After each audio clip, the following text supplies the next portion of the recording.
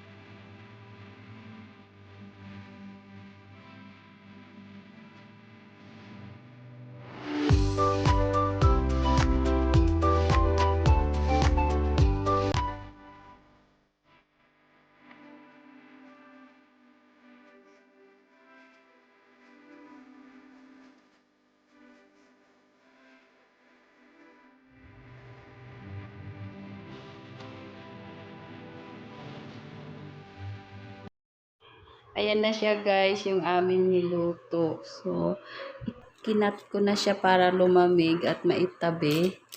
Para hindi pa kalat-kalat. Siyempre, kakahiya naman. So, ayan, for snack lang namin yan siya. Yun na yung binake ko. Simple lang.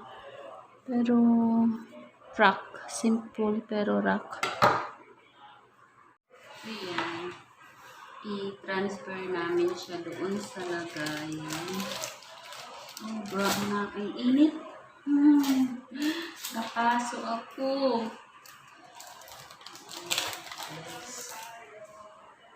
So, i-half ko siya para maipasok. Tatanggalin ko yung kalahati.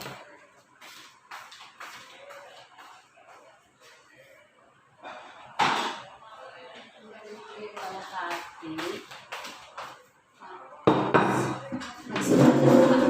Yung aking pamilya. Ayan. So, tanggalin ko muna yung half. Don't expect too much para dito kasi ito ay simple lang. Ayan. Para lang gumawa ka lang ng snack. Okay, isa lang na lang. Nag-mix-mix ka lang. Okay, yun na.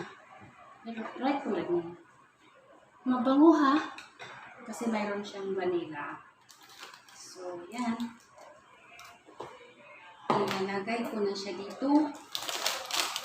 Kasi baka may pulis na dumating. At least siya naka-safety na. So, yan. Ayan na siya, guys.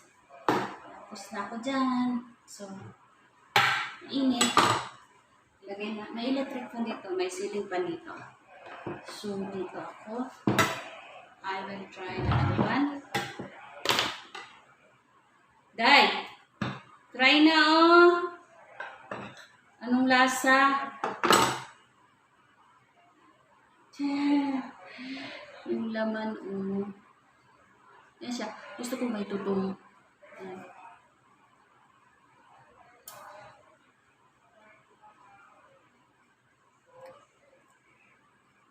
Hindi siya masyadong matamis. Okay.